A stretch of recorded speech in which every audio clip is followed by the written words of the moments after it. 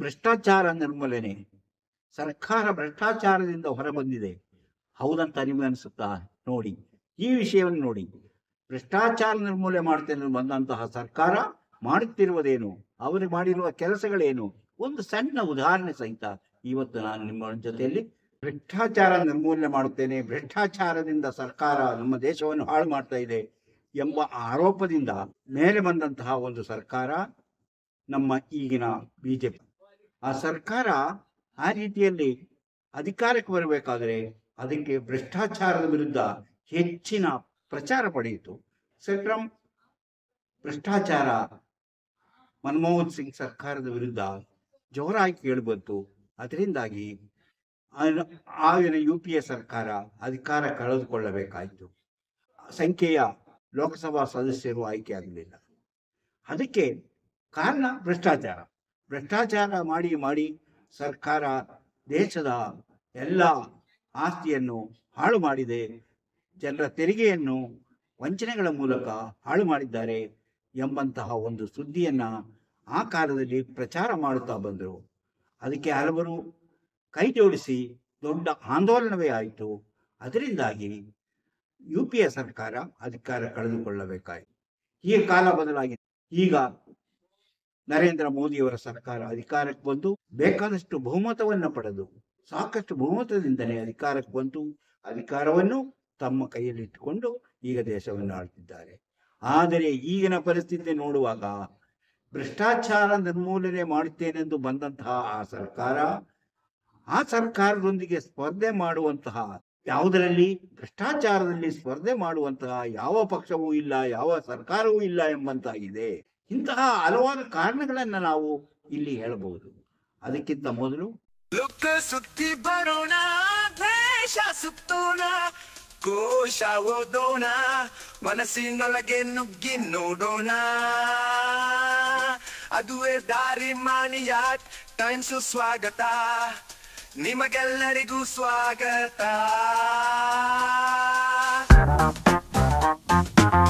ಎಲ್ಲರಿಗೂ ನಮಸ್ಕಾರ. ಮಾಣಿಯ times YouTube ಚಾನಲ್ಗೆ ಎಲ್ಲರಿಗೂ ಸ್ವಾಗತ. ಭ್ರಷ್ಟಾಚಾರ ನಿರ್ಮೂಲನೆ ಮಾಡುತ್ತೇನೆಂದು 2014ರಲ್ಲಿ ಅಧಿಕಾರಕ್ಕೆ ಇತ್ತು. ಮೋದಿ ಸರ್ಕಾರ ಈಗ ಭ್ರಷ್ಟಾಚಾರದಲ್ಲಿ ತಮ್ಮ ಜೊತೆಗೆ ಸ್ಪರ್ಧಿಸಲು ಬೇರೆ ಯಾರಿಗೂ ಸಾಧ್ಯವಾಗದು ಎಂಬಂತೆ ನಡೆದುಕೊಳ್ಳುತ್ತಿದೆ. ಅದಕ್ಕೆ ಸಾಕಷ್ಟು ಉದಾಹರಣೆಗಳಿವೆ. ಈಗ ನೋಡಿದರೆ ಅವರು ತಾವು ಭ್ರಷ್ಟಾಚಾರಿಗಳಿಗೆ ಆಶ್ರಯ ನೀಡಿ ಪೋಷಿಸುತ್ತೇವೆ ಎಂಬಂತೆ ನಡೆದುಕೊಳ್ಳುತ್ತಿದ್ದಾರೆ. ಇಂತಹ ಹಲವಾರು ವಿಷಯಗಳು ಜನರ ಗಮನಕ್ಕೆ ಬಂದಿದೆ. ಆದರೆ ಅದನ್ನ ಹೇಳಿಕೊಳ್ಳುವಂತಹ, ಅದನ್ನ ಪ್ರಚಾರ ಮಾಡುವಂತಹ ಸ್ಥಿತಿಯಲ್ಲಿ ಕಾಂಗ್ರೆಸ್ಸೂ ಇಲ್ಲ, ವಿರೋಧ ಪಕ್ಷವೂ ಇಲ್ಲ. ಆದುದರಿಂದ ಸರ್ಕಾರ ಈಗ ನಡೆದಿದ್ದೇ ದಾರಿ, ಅವರು ಮಾಡಿದ್ದೇ ಕೆಲಸ. ಮನೆ ಯಮುನಾ ಚಾಟ್ ಪೂಜೆಗಾಗಿ ಯಮುನಾ ನದಿಯಲ್ಲಿ ಸ್ನಾನ ಮಾಡಲು, ಅದಕ್ಕಾಗಿ ಯಾವುದೇ ಫಿಲ್ಟರ್ ನೀರನ್ನ ಮಾಡಿ, ಫಿಲ್ಟರ್ ನೀರಿನ ಒಂದು ಯಮುನಾ ನದಿಯ ಒಂದು ಭಾಗವನ್ನೇ ಮಾಡಿಕೊಂಡು ಅದರಲ್ಲಿ ಸ್ನಾನ ಮಾಡುವಂತ ಏರ್ಪಾಟನ್ನು ಮಾಡಿತು. ಇದರ ಅವಶ್ಯಕತೆ ಇತ್ತೇ? ಸಾವಿರಾರು ಜನರ ಪಾಲ್ಗೊಳ್ಳುವಂತಹ ಇಂತಹ ಕಾರ್ಯಕ್ರಮದಲ್ಲಿ ಪ್ರಧಾನಿ ಮಂತ್ರಿಗಳು ತಾವು ಸ್ನಾನ ಮಾಡಿ ಅವರಲ್ಲಿ ಒಬ್ಬರೆಂಬಂತೆ ತೋರಿಸಿಕೊಳ್ಳಲು ಈ ರೀತಿಯ ಫಿಲ್ಟರ್ ನೀರನ್ನು ಪಂಪ್ಗಳ ಮೂಲಕ ಹರಿಸಿ ಒಂದು ಸರೋವರವನ್ನೇ ಮಾಡಿ ಅದನ್ನು ಯಾರ ಕಣ್ಣಿಗೆ ಬೀಳಬಾರದಂತಹ ಒಂದು ರೀತಿಯಲ್ಲಿ ಅದನ್ನ ಇಟ್ಟುಕೊಂಡು ಜನರಿಗೆ ಕಣ್ಣಿಗೆ ಮಣ್ಣೆರೆಚ್ಚುವಂತ ಕೆಲಸವನ್ನು ಮಾಡಿದರು.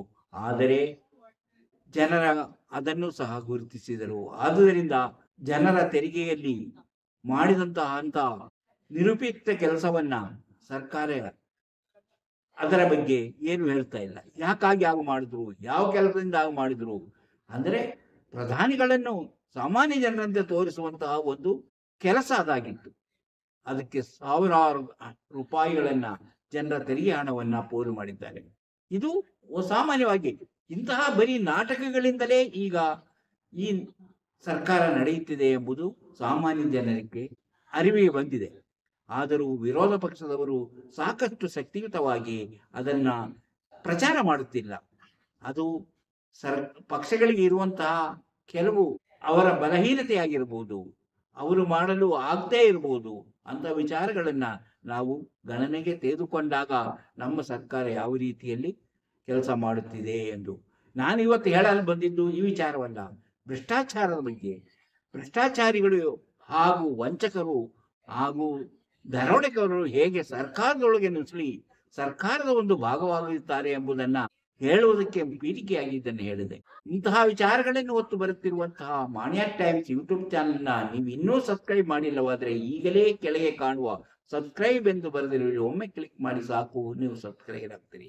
ಅದೇ ರೀತಿ ಪಕ್ಕದಲ್ಲಿ ಕಾಣುವ ಗಂಟೆಯ ಚಿಹ್ನೆಯನ್ನು ಒಮ್ಮೆ ಕ್ಲಿಕ್ ಮಾಡಿದರೆ ಮಾಣಿಯಾ ಟೈಮ್ಸ್ ಯೂಟ್ಯೂಬ್ ಚಾನೆಲ್ ಯಾವುದೇ ಹೊಸ ವಿಡಿಯೋ ಅಪ್ಲೋಡ್ ಆದ ಕೂಡಲೇ ನಿಮ್ಮ ಮೊಬೈಲ್ಗೆ ನೋಟಿಫಿಕೇಶನ್ ಬರುವುದಿಲ್ಲ. ನೀವು ಎಲ್ಲಾ ವಿಡಿಯೋಗಳನ್ನು ನೋಡಿ ಹೆಚ್ಚು ಹೆಚ್ಚು ವಿಷಯಗಳನ್ನು ತಿಳಿದುಕೊಳ್ಳಲು ಸಾಧ್ಯವಾಗುತ್ತದೆ. ಪ್ರತಿಯೊಂದು ವಿಡಿಯೋವನ್ನು ಆರಂಭದಿಂದ ಕೊನೆವರೆಗೂ ನೋಡಿ, ಲೈಕ್ ಮಾಡಿ, ಶೇರ್ ಮಾಡಿ, ಪ್ರೋತ್ಸಾಹ ಕೊಡಿ. ಈಗ ನಾನು ಹೇಳಿದ್ದು ಭ್ರಷ್ಟಾಚಾರದಲ್ಲಿ ಮೋದಿ ಸರ್ಕಾರದೊಂದಿಗೆ ಸ್ಪರ್ಧಿಸಲು ಯಾವುದೇ ಸರ್ಕಾರಕ್ಕೂ ಸಾಧ್ಯವಾಗುವುದಿಲ್ಲ ಎಂಬಂತೆ ನಡೆದುಕೊಳ್ಳುತ್ತಿದ್ದಾರೆ. ಈಗ ನೋಡಿ, ಅವರು ಭ್ರಷ್ಟಾಚಾರಿಗಳಿಗೆ ಆಶ್ರಯ ನೀಡಿ ಪೋಷಿಸುತ್ತೇವೆ ಎಂಬಂತೆ ನಡೆದುಕೊಳ್ಳುತ್ತಿದ್ದಾರೆ. ನಾನ್ ಬಸುಮತಿ ರೈಸ್ ಡೆವಲಪ್ಮೆಂಟ್ ಫಂಡ್ ಬೋರ್ಡಿನ 3 ಖಾಸಗಿ ವ್ಯಾಪಾರ ಪ್ರತಿನಿಧಿಗಳಲ್ಲಿ ಒಬ್ಬರು ಆಯ್ಕೆಯಾಗಿರುವ ಒಬ್ಬರು ಎಂತಹ ವ್ಯಕ್ತಿ ಎಂಬುದನ್ನು ನಾವು ಯೋಚಿಸಬೇಕು. ಆ ವ್ಯಕ್ತಿಯ ಹಿನ್ನೆಲೆಯನ್ನು ನಾವು ಯೋಚಿಸಬೇಕು. ಅಂದರೆ ಪಿಯೂಷ್ ಗೋಯಲ್ ಅವರ ನೇತೃತ್ವದ ಕೇಂದ್ರ ವಾಣಿಜ್ಯ ಕೃಷಿ ಸಚಿವಾಲಯದಲ್ಲಿ ಬರುವಂತಹ ಭಾರತ್ ಇಂಟರ್ನ್ಯಾಷನಲ್ ರೈಸ್ ಕಾರ್ಪೊರೇಷನ್ ಸಂಘಟನೆಯ ಫಂಡ್, ಇದಕ್ಕೆ ಒಬ್ಬ ಕಾರ್ಪೊರೇಷನ್ ಫಂಡ್ ಸಂಘಟಿಸಲು ಪ್ರೇಮ್ಚಂದ್ ಗಾರ್ಗಿ ಅವರು ಆಯ್ಕೆಯಾಗಿದ್ದಾರೆ. ಇವರು ಯಾರು? ಇವರ ರಾಜಕೀಯ ಹಿನ್ನೆಲೆ ಏನು? ಇವರು ಯಾವ ರೀತಿ ಬೆಳೆದು ಬಂದರು? ಇವರ ಉದ್ದೇಶವೇನು? ಇವರೇನು ದೊಡ್ಡ ರಾಜಕೀಯ ವ್ಯಕ್ತಿನ ಅಲ್ಲ. ಅವರು ಯಾವುದಾದರೂ ತಂತ್ರಜ್ಞರ ಅಥವಾ ದೊಡ್ಡ ಉದ್ಯಮಿನ? ಅದು ಅಲ್ಲ.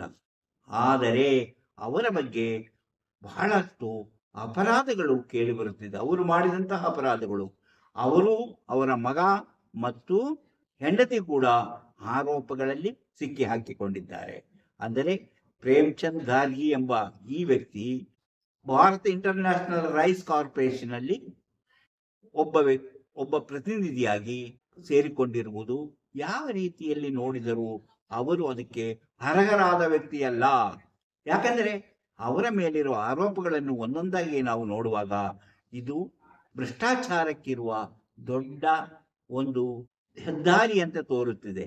ಈ ವ್ಯಕ್ತಿ ಅಂದರೆ ಪ್ರೇಮ್ಚಂದ್ ಗಾರ್ಗಿ ಅವರು 2016 ಮತ್ತು 2017ರಲ್ಲಿ ಡ್ಯೂಟಿ ಫ್ರೀ ಚಿನ್ನ ಕಳ್ಳ ಸಾಗಾಣಿಕೆ, ಅಂದರೆ ಅದರಲ್ಲಿ ಅವರು 17 ಕೋಟಿ ರೂಪಾಯಿನ ಕಸ್ಟಮ್ಸ್ ಡ್ಯೂಟಿ ವಂಚನೆ ಮಾಡಿದ್ದಾರೆಂಬ ಅವರನ್ನು, ಅವರ ಮಗನನ್ನು ಡಿಎನ್ಐ ಅಂದರೆ ರೆವಿನ್ಯೂ ಇಲಾಖೆಯವರು ಅವರನ್ನ ಬಂಧಿಸಿದ್ದರು. ಅವರಿಗೆ ಜೈಲು ಶಿಕ್ಷೆಯೂ ಆಗಿತ್ತು. ಹಾಗೆ ನೋಡಿ, 2021ರಲ್ಲಿ SBI ಅಂದರೆ ಸ್ಟೇಟ್ ಬ್ಯಾಂಕ್ ಆಫ್ ಇಂಡಿಯಾದಿಂದ 179.15 ಕೋಟಿ ಕನ್ಫೋರ್ಸ್ಮೆಂಟ್ ಮೂಲಕ ವಂಚನೆ ಆರೋಪ ಇವರ ಮೇಲಿದೆ. ಅಂದರೆ ಅದಕ್ಕಾಗಿಯೂ ಅವರು ಆರೋಪದಲ್ಲಿ ಅವರ ಕೇಸು ನಡೀತಾ ಇದೆ. ಅಂದರೆ ಇವರು ಬ್ಯಾಂಕಿಗೆ ವಂಚನೆ ಮಾಡಿದ್ದಾರೆ. ಎಷ್ಟು ರೂಪಾಯಿಗೆ? 179.15 ಕೋಟಿ ರೂಪಾಯಿಗಳ ವಂಚನೆಗೆ ಇವರು ಆರೋಪಿಯಾಗಿದ್ದಾರೆ. ಹಾಗೆ ನೋಡಿ, ಅವರ ಪತ್ನಿಯೊಂದಿಗೆ 2500 ಕೋಟಿ ಕಬ್ಬಿಣದ ಅದಿರು ಕಾನೂನು ವಿರುದ್ಧವಾಗಿ ಸಾಗಾಣಿಕೆ ಮಾಡಿದ್ದಾರೆ. ಎಲ್ಲಿಂದ? ಕರ್ನಾಟಕದಿಂದ. ಅಂತಹ ಒಂದು ದೊಡ್ಡ ಆರೋಪವು ಅವರ ಮೇಲಿದೆ. ಇನ್ನು 2015ರಲ್ಲಿ ಇಕೋ ಬ್ಯಾಂಕ್ PLCಯಿಂದ $4.2 ಮಿಲಿಯನ್ ವಂಚನೆ ಮಾಡಿದ್ದಾರೆಂದು ನೈಜೀರಿಯಾದ ಸರ್ಕಾರ ಇವರನ್ನು ಆರೋಪಿ ಸ್ಥಾನದಲ್ಲಿ ನಿಲ್ಲಿಸಿದೆ. ತಂದೆ ಮತ್ತು ಮಗ ಇದರಲ್ಲಿ ಆರೋಪಿಗಳಾಗಿದ್ದಾರೆ. ಇಂತಹ ಆರೋಪಗಳನ್ನು ಹೊತ್ತ ಒಬ್ಬ ವ್ಯಕ್ತಿಯನ್ನು ಇಂತಹ ಸರ್ಕಾರದ ಒಂದು ಸಂಸ್ಥೆಯ ಮುಖ್ಯಸ್ಥರನ್ನಾಗಿ ನೇಮಕ ಮಾಡಿರುವುದು ಭ್ರಷ್ಟಾಚಾರ ರಹಿತ ಸರ್ಕಾರದಲ್ಲಿ ನಡೆಯುವಂತಹ ಕೆಲಸವೋ ಹೌದೋ ಅಲ್ವೋ ಎಂಬುದನ್ನ ಸಾಮಾನ್ಯ ಜನರು ಯೋಚಿಸಬೇಕಾದ ವಿಷಯ. ಯಾಕೆ ಇದು ಭ್ರಷ್ಟಾಚಾರ ನಿರ್ಮೂಲನೆ ಮಾಡ್ತೇನೆಂದು ಭ್ರಷ್ಟಾಚಾರದ ಆರೋಪ ಮಾಡಿ ಅಧಿಕಾರಕ್ಕೆ ಬಂದಂತಹ ಮೋದಿ ಸರ್ಕಾರ ಆಯ್ಕೆ ಮಾಡಿಕೊಳ್ಳುತ್ತಿರುವಂತಹ ಕೆಲವು ವ್ಯಕ್ತಿಗಳ ಹಿನ್ನೆಲೆ ಏನು ಎಂಬುದನ್ನು ಇದರ ವಿವರಿಸಿದೆ.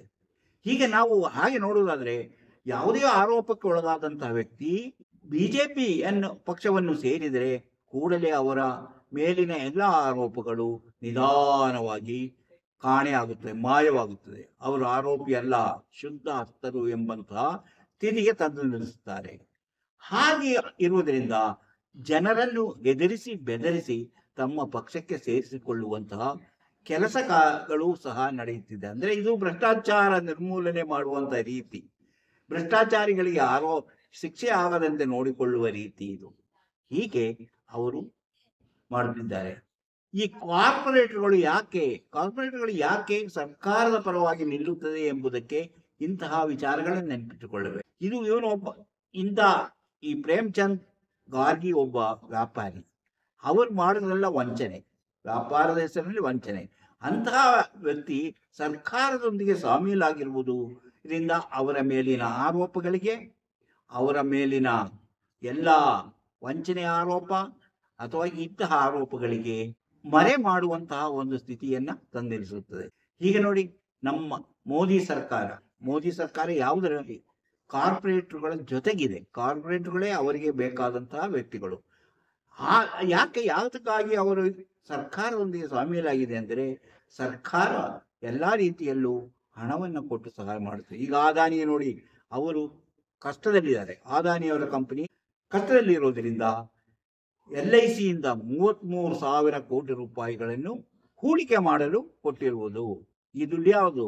ಸಾಮಾನ್ಯ ಜನರ LIC ಇನ್ಶೂರೆನ್ಸ್, ಅಂದರೆ ಲೈಫ್ ಇನ್ಶೂರೆನ್ಸ್ ಅಲ್ಲಿ ತೊಡಗಿಸಿಕೊಂಡವರ ಹಣವನ್ನು ಸರ್ಕಾರ ಯಾವುದೋ ಖಾಸಗಿ ವ್ಯಕ್ತಿಯ ವ್ಯವಹಾರಕ್ಕೆ ತೊಡಗಿಸಿಕೊಂಡಿರುವುದು ಬಹಳ ದೊಡ್ಡ ಅಪರಾಧವಾಗುತ್ತದೆ, ಆರ್ಥಿಕ ಅಪರಾಧವಾಗುತ್ತದೆ. ಯಾಕಂದರೆ ಆ ಸಂಸ್ಥೆ ಎಲ್ಲಾದರೂ ಮುಳುಗಿ ಹೋದರೆ, ಅನಿಲ್ ಅಂಬಾನಿಯಂತೆ ಯಾರಿಗಾದರೂ ಅಂತಹ ಸಂಸ್ಥೆ ಆಗ್ಬಿಟ್ರೆ ಆ ಹಣ ಎಲ್ಲ ಯಾರು ತುಂಬಿಕೊಡ್ತಾರೆ? ಸರ್ಕಾರ ಎಲ್ಲಿಂದ ತರುತ್ತೆ? 33,000 ಕೋಟಿ ರೂಪಾಯಿಗಳು ಸರ್ಕಾರಕ್ಕೆ ಲಾಸು. ಜನಗಳ ಹಣವನ್ನ ಈ ರೀತಿ ಅವರು ಈಗಲೇ ಕಷ್ಟದಲ್ಲಿರುವಂತಹ ಸಂಸ್ಥೆ, ಅಂದರೆ ಅದಾನಿಯ ಕಷ್ಟವನ್ನು ನಿವಾರಿಸಲು ಈ ರೀತಿ ಹಣವನ್ನ ಹೂಡಿಕೆ ಮಾಡಿರುವುದು ಸಹ ಭ್ರಷ್ಟಾಚಾರ ನಿರ್ಮೂಲನೆಯ ಸರ್ಕಾರ ನಡೆದುಕೊಳ್ಳುವಂತ ರೀತಿ. ಫಾಸಿಸ್ಟ್ಗಳು ಯಾಕೆ ಸೇರ್ಕೊಂಡಿದ್ದಾರೆ? ಈ ಫಾಸಿಸ್ಟ್ ಆಡಳಿತದಲ್ಲಿ ಕಾರ್ಪೊರೇಟ್ಗಳು ಯಾವಾಗಲೂ ಶಾಮೀಲಾಗಿರುತ್ತಾರೆ ಎಂಬುದು ಹಿಂದಿನ ಚರಿತ್ರೆಯನ್ನು ನಾವು ನೋಡಿದ್ರೆ ಗೊತ್ತಾಗುತ್ತದೆ. ಅಂದರೆ ಯಾವುದೇ ಇಂಥ ಫಾಸಿಸ್ಟ್ ಸರ್ಕಾರದಲ್ಲಿ, ಅಂದರೆ ಏಕಾಧಿಪತ್ಯ ಸರ್ಕಾರದಲ್ಲಿ ಕಾರ್ಪೊರೇಟ್ಗಳು, ದೊಡ್ಡ ದೊಡ್ಡ ಬ್ಯಾಂಕ್ಗಳು, ಶ್ರೀಮಂತರು ಸೇರಿಕೊಂಡಿರುತ್ತಾರೆ. ಇದನ್ನ ನಾವು, ಅವರೆಲ್ಲರೂ ಅದರ ಪಾಲುದಾರರಾಗಿರುತ್ತಾರೆ. ಯಾವುದೇ ರೀತಿಯಲ್ಲಿ ಅವರು ಎಂತಹ ತಪ್ಪನ್ನು ಎಸಗಿದರೂ ಅದನ್ನು ನಿವಾರಿಸುವ, ಅದನ್ನು ಮರೆ ಮಾಡುವ, ಅದು ಇಲ್ಲದಂತೆ ಮಾಡುವಂತಹ ಕೆಲಸಗಳಿಗಾಗಿ ಇಂತಹ ವ್ಯಾಪಾರಿಗಳು, ಇಂತಹ ದೊಡ್ಡ ಉದ್ಯಮಿಗಳು ಸರ್ಕಾರದ ಪಾಲುದಾರರಾಗಿ ಸೇರಿಕೊಳ್ಳುತ್ತಾರೆ. ಅದು ಎಂಥ ಸರ್ಕಾರದಲ್ಲಿ ನೋಡಿ, ಈಗ ನಾವು ಹಾಗೆ ನೋಡೋದಾದ್ರೆ ಹಿಟ್ಲರ್ನ ಕಾಲದಲ್ಲಿ ನಾವು ನೋಡಬಹುದು. ಹಿಟ್ಲರ್ನ ಕಾಲದಲ್ಲಿ ಜರ್ಮನಿ ಮತ್ತು ಅಮೆರಿಕದ ಕಾರ್ಪೊರೇಟ್ಗಳು ಸರ್ಕಾರವನ್ನು ಸರಿಯಾದ ರೀತಿಯಲ್ಲಿ, ಹೆಚ್ಚಿನ ರೀತಿಯಲ್ಲಿ ಬೆಂಬಲಿಸಿತ್ತು ಹಾಗೂ ಎಲ್ಲಾ ರೀತಿಯಲ್ಲೂ ಸಹಾಯವನ್ನು ಮಾಡಿತ್ತು. ದೊಡ್ಡ ಬ್ಯಾಂಕ್ಗಳು, ಅಮೆರಿಕ ಮತ್ತು ಜರ್ಮನಿಯ ದೊಡ್ಡ ಬ್ಯಾಂಕ್ಗಳು ಫಾಸಿಸ್ಟ್ ಆಡಳಿತದ ಮುಖ್ಯ ಪಿಲ್ಲರ್ ಯಾರಿಗೆ? ಹಿಟ್ಲರಿಗೆ. ಹಿಟ್ಲರ್ ಏನು? ಫಾಸಿಸ್ಟ್ ಅಂದ್ರೆ ಏಕಾಧಿಪತಿ ಆಗಿದ್ದಂತಹ ಸರ್ಕಾರದಲ್ಲಿ ಇವರು ಯಾವುದು ಬ್ಯಾಂಕ್ಗಳು, ದೊಡ್ಡ ವ್ಯಕ್ತಿಗಳ ಬ್ಯಾಂಕ್ಗಳು, ಕಾರ್ಪೊರೇಟ್ಗಳು ಅವರಲ್ಲಿ ಪಾಲುದಾರರಾಗಿದ್ದರು. ನಮ್ಮ ದೇಶದ ಈಗಿನ ಆಡಳಿತದಲ್ಲೂ ಅಂತಹ ದೊಡ್ಡ ಕಾರ್ಪೊರೇಟ್ಗಳು ಮತ್ತು ವಂಚಕರು, ದರೋಡೆಕೋರರು ಸೇರುತ್ತಿರುವುದನ್ನು ನೋಡುವಾಗ ನಮ್ಮ ದೇಶದ ಭವಿಷ್ಯ ಹೇಗಿರಬಹುದು ಎಂಬ ಆತಂಕ ಮೂಡುವುದು ಸಹಜ. ಆದರೆ ಸಾಮಾನ್ಯ ಜನಕ್ಕೆ ಇದ್ಯಾವುದು ತಿಳಿದಿರುವುದಿಲ್ಲ. ಸಾಮಾನ್ಯ ಜನಕ್ಕೇನು? ಅವರು ಆಡುವ ಮಾತುಗಳು, ಅವರು ಹೇಳುವ ಧ್ವನಿ, ಅವರ ವಾಸು, ಈಗ ಮೊನ್ನೆ ನೋಡಿ, ಯಾವುದೋ ಒಂದು ಟೈಲರಿಂಗ್, ಒಂದು ಅಮ್ಮ ಟೈಲರಿಂಗ್ ಇದೆ, ಅದನ್ನ ಒಂದು ಸ್ಟುಡಿಯೋ ತರ ಮಾಡ್ಕೊಂಡಿದ್ದಾರೆ.